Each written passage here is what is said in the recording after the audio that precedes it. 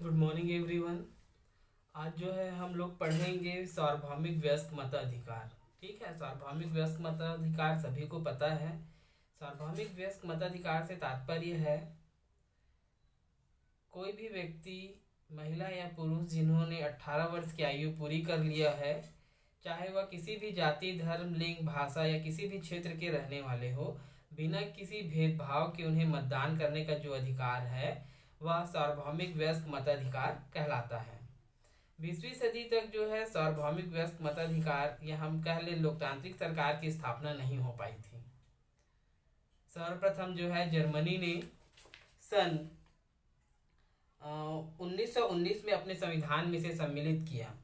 आज जो है व्यस्क मताधिकार का जो है इतना लोकप्रिय है कि इसके स्थान पर कोई और दूसरा विकल्प भी नहीं है। इसीलिए लास्की जी ने कहा है कि व्यस्क मताधिकार का कोई विकल्प नहीं है, अर्थात इसके बदले में जो है हम किसी दूसरी प्रणाली को नहीं अपना सकते हैं, क्योंकि व्यस्क मताधिकार जो है सर्वाधिक महत्वपूर्ण है।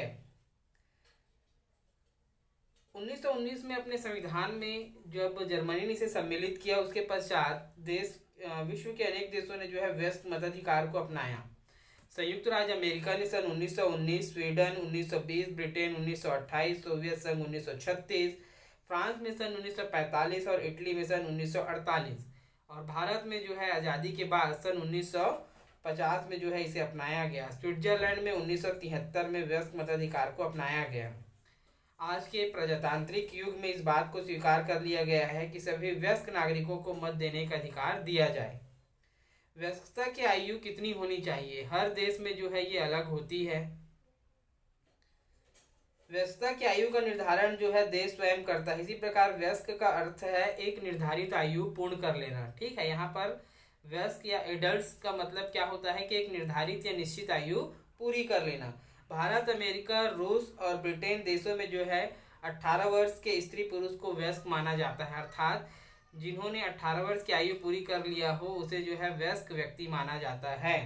जबकि जापान, हॉलैंड और डेनमार्क में जो है 25 वर्ष की आयु के स्त्री पुरुष को व्यस्क माना जाता है।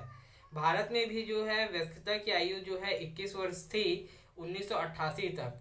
1989 में 61वें संविधान संशोधन के द्वारा जो है 21 वर्ष की आयु को घटाकर जो है 18 वर्ष कर दिया गया है। तब से जो है यहाँ पर जो है 18 वर्ष जो है व्यस्कता की अवधि मानी जाती है। पर इसका मतलब ये नहीं है कि जिन्होंने 18 वर्ष की आयु पूरी कर लिया हो उन सभी को जो है मत देने का अधिकार दिया गया है। मत देने का अधिकार जो है पागल, दिवालिया, मानसिक रोगी या गंभीर अपराधों में बंद व्यक्तियों को जो है मतदान करने का अधिकार जो है नहीं मिला है। भारत में सार्वभौमिक व्यस्क मताधिकार हेतु योग्यताएं। तो पहला है मतदान की आयु सीमा का निर्धारण देश के कानून द्वारा किया जाता है।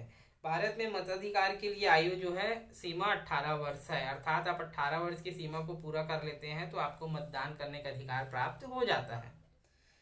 मताधिकार के लिए आवासीय योग्यता द्वितीय योग्यता है, जिसके आधार पर व्यक्ति को एक निश्चित समय तक उस निर्वाचन क्षेत्र में रहना आवश्यक है, अर्थात जहां पर आप मतदान करेंगे वहां पर जो है आप एक निश्चित समय तक निवास कर रहे हो, तभी जो है आपको मतदान करने का अवसर प्राप्त होगा। किसी गंभीर अपराध के लिए न्यायालय द्वारा दंडित ना किया गया हो, विशेषकर मादक पदार्थों और महिलाओं से संबंधित अपराध। चौथा, मताधिकार एक राजनीतिक अधिकार है, केवल उसी देश के नागरिकों को ही जो है ये अधिकार प्रदान किया जाता है, विदेशियों को ये मतदान प्राप्त नहीं होता है। पागल, दिवालिया, भ्रष्ट, अवैधानिक आचरण के कारण मताधिकार से वंचित ना किया गया हो, ऐसे सभी व्यक्तियों को जो है मतदान करने का अधिकार प्राप्त होता है। चलिए, मताधिकार के सार्वभौमिक व्यस्क मताधिकार के पक्ष या तर्क में गुण। तो पहला, लोकतंत्र की आधारशिला। सार्वभौमिक व्यस्क मताधिकार को लोकतंत्र की आधारशिला माना जाता है, क्योंकि जो शासन है या जो संप्रभुता है वो जनता में ही निहित होती है। शासन तथा विधानमंडल के कार्यों के संबंध में प्रत्येक नागरिक जो है इसमें भाग लेता है, अतएव नागरिकों को मतदान करने और शासन की नीतियों को निर्धारण करने का अधिकार लेना चाहिए, जिससे जो है एक मजबूत लोकतंत्र का निर्माण हो सके। संपूर्ण जनता का वास्तविक प्रतिनिधित्व। शासन में जनता का वास्तविक प्रतिनिधित्व तभी संभव है जब सभी वयस्क नागरिकों को मताधिकार प्राप्त हो। समाज के जिस अंग को इस अधिकार से वंचित किया जाएगा तो समाज के उस अंग का शासन में प्रतिनिधित्व नहीं हो सकेगा। अतएव शासन में संपूर्ण जनता को प्रतिनिधित्व प्रदान करने के लिए सभी स्त्री पुरुष को मतदान का अधिकार प्राप्त होना चाहिए। लोकतंत्रात्मक शासन है अर्थात उस देश या समाज में रहने वाले प्रत्येक वर्गों को जो है मतदान का अवसर मिलना चाहिए। जब तक जो है मतदान का अवसर प्राप्त नहीं होगा तब तक जो है एक स्वस्थ प्रजातंत्र का निर्माण नहीं हो पाएगा। तीसरा है राजनीतिक शिक्षा का प्रचार। सार्वभौमिक मताधिकार प्रत्येक देश के नागरिकों को राजनीतिक जीवन में भाग लेने का अवसर प्रदान करता है। निर्वाचन के समय प्रत्येक राजनीतिक दल जो है अपना मैनिफेस्टो तैयार करते हैं और उसे जनता में बांटते हैं। जनता उनको पढ़ती है और उनमें राजनीतिक समझ आती है तथा राष्ट्रीय जो समस्याएं हैं या राष्ट्रीय विषय हैं उनमें उसको जानने की जिज्ञासा उत्पन्न होती है। इस प्रकार जो है जनता को राजनीतिक शिक्षा प्राप्त होती है और सार्वजनिक विषयों के प्रति उनमें जागरूकता आती है। स्वाभिमान की भावना की उत्पत्ति, ये सबसे महत्वपूर्ण पॉइंट मैं समझता हूँ कि समाज में बहुत सारे वर्ग गरीब तबके के होते हैं, लेकिन निर्वाचन के समय जो है उनमें स्वाभिमान की भावना भी जागृत होती है। कैसे?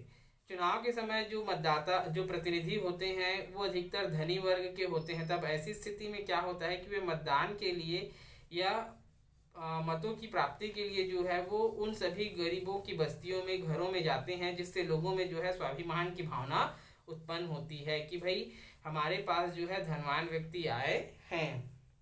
राष्ट्रीय शक्ति तथा एकता में वृद्धि। सार्वभौमिक मताधिकार जनता में सार्वजनिक विषयों के प्रति रुचि उत्पन्न करके राष्ट्रीय शक्ति तथा एकता में वृद्धि करता है, क्योंकि समस्त जनता अपने आप को राष्ट्र का अभिन्न समझती है और उसके प्रति पूर्ण निष्ठा रखती है। नागरिकों के अधिकारों की रक्षा। नागरिक अधिकारों की रक्षा तभी संभव है जब उन्हें राजनीतिक अधिकार भी प्राप्त हो। अतः सभी नागरिकों के अधिकारों की रक्षा के लिए सभी वयस्क नागरिकों को मताधिकार प्राप्त होना चाहिए, क्योंकि जब तक उन्हें ये अधिकार प्राप्त नहीं होंगे तब तक जो है वो अपने अधिकारों को प्राप्त नहीं कर पाएंगे। इसके लिए आवश्यक है कि उन्हें राजनीतिक अधिकार प्राप्त हो। सार्वजनिक हितों की रक्षा अल्पसंख्यकों के हितों की रक्षा। सार्वभौमिक मताधिकार से अल्पसंख्यकों की हितों की भी रक्षा होती है, क्योंकि इसमें अल्पसंख्यकों को विधानमंडलों में अपने प्रतिनिधि भेजने का अवसर प्राप्त होता है, जिसके आधार पर वे अपने हितों की रक्षा करते हैं। सार्वजनिक हितों की रक्षा। सार्वभौमिक मताधिकार से केवल अल्पसंख्यकों के हितों की ही रक्षा नहीं होती है, अपितु सार्वजनिक हितों की भी रक्षा होती है। व्यवस्थापिका का प्रत्येक सदस्य अपने अपने निर्वाचन क्षेत्र के सार्वजनिक हितों की रक्षा के लिए प्रयत्नशील रहता है, अर्थात जो प्रतिनिधि जिन क्षेत्रों से चुने जाते हैं उस क्षेत्रों की समस्याओं को दूर करने के लिए और उस क्षेत्र में सार्वजनिक सुविधाओं की उपलब्धि के लिए हमेशा प्रयासरत रहता है। इस प्रकार सार्वजनिक हितों की रक्षा के लिए सार्वभौमिक मताधिकार आवश्यक है। राजनीतिक समानता का पोषक। स्वतंत्रता तथा समानता लोकतंत्र का आधार है। विभिन्न प्रकार की समानताओं में राजनीतिक समानता का प्रमुख स्थान है। इसको कार्य रूप में परिणित करने के लिए आवश्यक है कि सभी वयस्क नागरिकों को किसी भेदभाव के बिना मताधिकार प्राप्त हो। 10वां, निरंकुशता पर रोक। जिन राज्यों में सभी नागरिकों को वयस्क मताधिकार प्राप्त होता है वहां का शासन जनता की भावनाओं की उपेक्षा करके निरंकुश शासन स्थापित नहीं कर सकता, अर्थात जनता ने जिन लोगों को चुना है वे जनता की भावनाओं के विरुद्ध में जाकर कोई कार्य नहीं करना चाहता है, क्योंकि यदि वे इस प्रकार के कार्य करते हैं तो आने वाले समय में जनता जो है उसे अपदस्थ कर सकती है। 11वां है विद्रोह या क्रांति से बचाव। क्योंकि प्रत्येक जो जनता है वो अपने प्रतिनिधि को स्वयं चुनती है और जनता जो है उनके अनुरूप में कार्य करती है, इसलिए जो है उनमें किसी बातों को लेकर विद्रोह की भावना नहीं पनपती। हाँ, पर कभी ऐसा हो सकता है कि किसी कारणों को लेकर यदि इन्हें चुनाव में मतदान करने के लिए बराबरी का हक ना मिल रहा हो तो विद्रोह पनप सकता है। ये थे बच्चों सार्वभौमिक वयस्क मताधिकार और इसके पक्ष में तर्क या विशेषताएं। ये बहुत इंपॉर्टेंट है, कोई भी डाउट होगा तो जरूर पूछेंगे। Thank you.